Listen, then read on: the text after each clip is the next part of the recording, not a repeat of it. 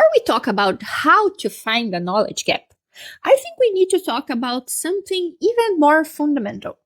What is a knowledge gap actually? Because I think many of us were taught to imagine it in a very specific way.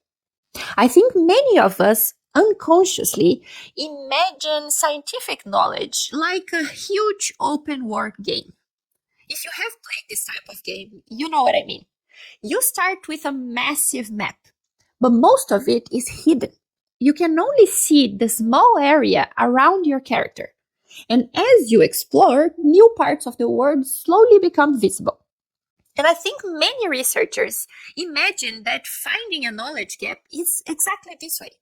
We imagine that somewhere in the scientific literature, there is a hidden area that nobody has explored yet. And our job is to find that unexplored region and discover what is there. But science doesn't work exactly like that.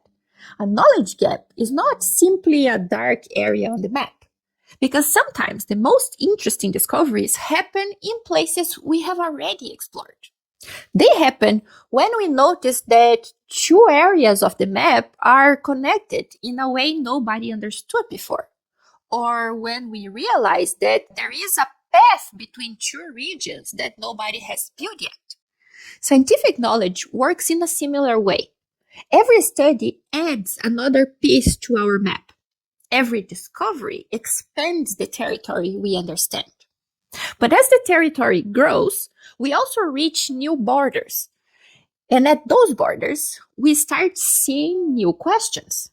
What is beyond this boundary? How are these two areas connected? Why does this part of the map look different from the rest? Those questions are where meaningful knowledge gaps emerge. They are found at the edge of understanding.